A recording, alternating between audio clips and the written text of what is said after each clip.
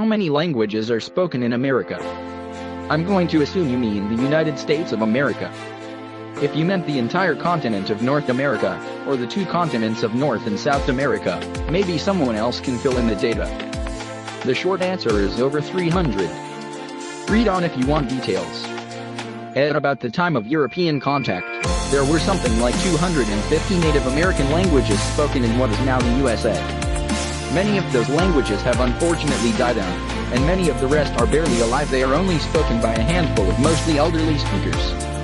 But maybe 10 to 20 of those languages are fairly healthy, with communities of several thousand speakers of all ages, and or with active revitalization programs that are teaching the language to young children. The largest is Navajo, with about 200,000 speakers, Apache, Choctaw, Creek, Cherokee, Zuni, Hopi, Lakota, Inuit, Hawaiian, Mohawk, Mi'kmaq, Ojibwe, Cree, O'odham, and Uda are others that, while still vulnerable, have large enough communities of speakers and or active enough revitalization efforts that they have a fighting chance of surviving. Tahlequah, Oklahoma, stop sign in Cherokee-Becker County, Minnesota, road sign in Ojibwe, source, White Earth Band wants road signs to reflect Ojibwe language. The early waves of European settlers brought their own languages, and some of those have been spoken here for several hundred years. English is the obvious one, but various German groups dating back to the 1700s, like the Amish, still maintain their dialects of German. I think the last speakers of Dutch in New York died out in the 1940s, and nobody's spoken colonial Swedish in Delaware for over 200 years, but the Cajuns of South Louisiana are still hanging on to their dialect of French, and the Neo-Mexicanos of New Mexico have been speaking Spanish since the colonial Spanish days. Street signs in my hometown of Lafayette, Louisiana. Later waves of immigrants have tended to assimilate to English after a couple of generations, but there are still Minnesotans who grew up with Norwegian or Swedish, Kansans, and Texans who've held on to Czech and German, and Chicago residents who learned Polish and Italian as children. Heck, there may be a few Texans who still use Sorbian. A group of speakers settled there and founded the town of Serban. The Hasidic community, as far as I know concentrated mostly around New York City, uses Yiddish. The oldest Lutheran church in Berkeley, California was still offering monthly services in Finnish when I lived there in the 1990s. And so on. Sign welcoming visitors to Praha, Texas trilingual business site in Brooklyn, New York, and is for more recent immigration.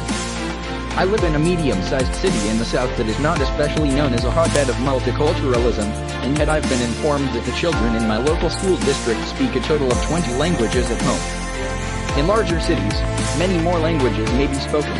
For example, the Los Angeles Unified School District serves students speaking 92 different languages. Languages in Los Angeles Unified School District, California, Unified School District. 46.2% of the population of that school district speaks Spanish at home, but Tagalog, Korean, Armenian, Chinese, Persian, Russian, Japanese, French, Hebrew, and Vietnamese are all spoken at home by 0.5% or more of the population. Languages in Los Angeles. Unified School District, California, Unified School District. Even outside of the large cities, you can find fairly recent immigrant enclaves that speak their native languages, from the Marshall Islanders in Springvale, Arkansas, to the Hmong speakers of Wausau, Wisconsin, to the Vietnamese community in New Orleans East, to the Somalis in Minneapolis, to the Afghan community of Little Kabul in Fremont, California. And I can't forget American Sign Language, which isn't an immigrant language, but which is used all over the U.S. by the deaf community. Plus, there are still other languages that developed within the U.S. from several immigrant and or native languages. Hawaiian Pidgin, Louisiana Creole, and Chinook jargon all come to mind. As of the 2010 census, it's estimated that over 300 languages are spoken in the United States. About 60 million people older than 5 years speak a language other than English at home. About 5 million of those people don't speak English at all. The languages with the largest growth between 2000 and 2011 are mostly Indian, other Asian, and African languages, as well as French Creole, almost entirely Haitian, as far as I know. Here's a report from the Census Bureau that lays out some numbers. https://www.census.gov/prod/2013